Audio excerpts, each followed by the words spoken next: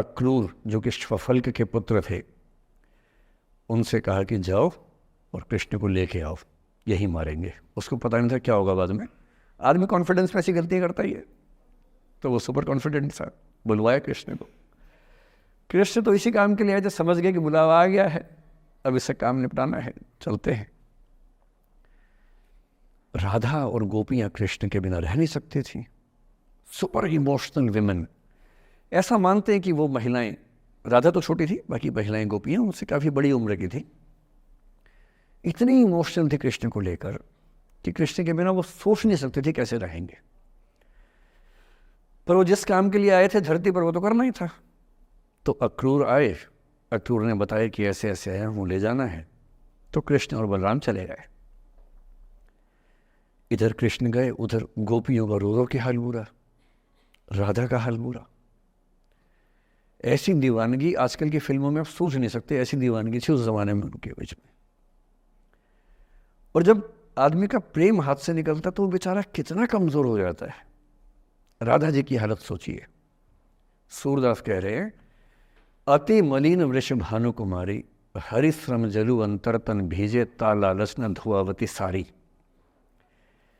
कि वृष भानु की कुमारी, वृष भानु मतलब राधा के पिता, वृष भानु की बेटी राधा इतनी कमजोर हो गई है, इतनी मलिन हो गई है।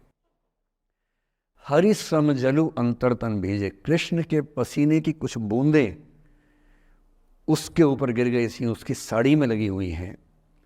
ता लालच न धुआवती साड़ी, इस लालच से साड़ी धुलवा नहीं रही है। और जब से कृष्ण गए हैं कपड़े तक नहीं बदलना चाह रही है कि इस कपड़े में मेरे प्रिय की याद है।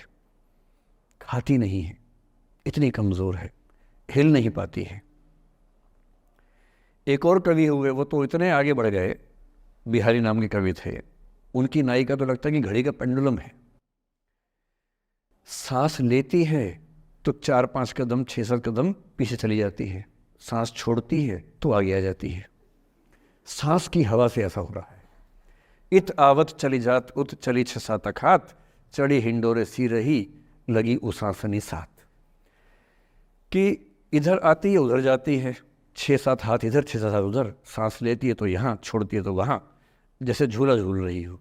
पर ये रीतिकाल के कवि हैं, उनका अलग टेस्ट है, हम सूरदास पे बात कर रहे हैं।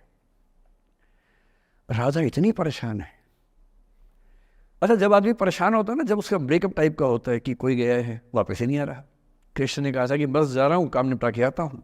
उनके मन में था क्या काम निपटाना है, काम निपटा भी दिया। अब कंस के बाद सवाल है कि मथुरा का साम्राज्य कौन संभाले। उसको एक स्ट्रक्चर बनाने के लिए कृष्ण को लगा कि मुझे यहाँ रह के सिस्टम को ठीक करना चाहिए, उसके बाद लौटना चाहिए। तो वो रुक गए वहाँ पर, राज्य का काम भी तो करना ही था। पर प्रेमी व्यक्ति को सब समझ नहीं आया, तो फिर लगता कि नहीं मेरे पास आओ, बाकी सब बेकार की बातें हैं, मेरे पास आओ। कृष्ण आ नहीं रहे। यमुना के इधर कृष्ण है, यमुना के इधर गोपियाँ हैं, पर आत्मसम्मान भी तो है। एक आलोचक ने कहा कि नाव में बैठ के चली जाती। आत्मसम्मान होता है प्रेम में कि मैं क्यों जाऊं, बिना बताए क्यों चले गए, बता के जाते। तो राधा वेट करिए। राधा के मन में क्या आ रहा है, उनको लग रहा है कि ऐसा तो नहीं कि मैंने ही कुछ गलती कर दी हो। जब कोई व्यक्ति दूर चला जाता है ना, बाकी लोग सोचते हैं कि कहीं मुझसे तो गलती नहीं हो गई। और राधा अपनी एक सहेली से बोल रही, गोपी से, मेरे मन इतनी सूल रही, एक दिवस मेरे गृह आए मैं ही मस्ती दही, देखी तिन्हें हों मान कियो सो हरि गुस्सा गही। पगला सी गई है, बोरा सी गई है। सहेली से क्या बोल रही है, हे सहेली, मुझे पता है क्या लग रहा है, मुझे लगता है कि मुझसे ही गलती हुई है। उसने पूछा क्या गलती हुई है। कह रही है कि एक दिन क्या हुआ, कृष्ण भगवान मेरे पास आए थे, मैं उस समय दही मथ रही थी। वो ग्वाला जीवन है ना वहाँ पर, तो वो गोपालन जीवन का काव्य है पूरा। अब वो मुझसे बात करने आए और मैंने उनसे ठीक से बात नहीं की, मैंने मान किया। मान करना मतलब जिसको आपकी भाषा बोलते हैं भाव खाना। मैंने उनसे ठीक से बात नहीं की, मुझे लगता वो नाराज़ हो गए, इसी नाराज़गी से लौट नहीं रहे हैं। मेरे मन इतनी सून रही, मेरे मन में कांटा चुभ रहा है।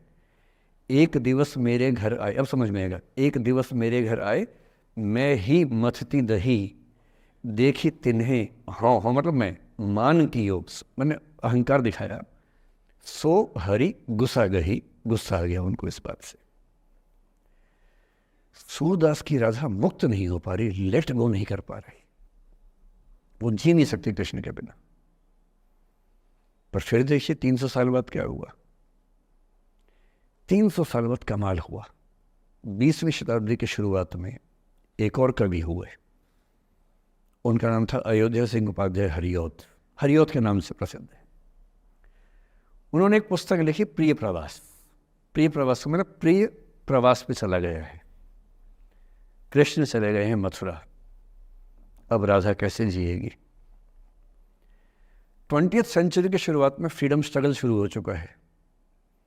महिलाएं अभी तक स्वाधीनता आंदोलन का हिस्सा नहीं बनी है, पर अब वो समय आ रहा है कि बनने वाली है। और हरिऔध की राधा ने कमाल कर दिया है। गोपियां पूछती हैं, कृष्ण नहीं आ रहे, अब क्या करोगी। ये राधा जी क्या बोल रही हैं, प्यारे जीवें जगहित करें, गेह चाहे ना आवे। मेरे प्रिय खूब जिए, समाज का कल्याण करें, घर बेशक ना आए, कोई दिक्कत नहीं है, मैं चाहती हूँ कि समाज का भला होना चाहिए।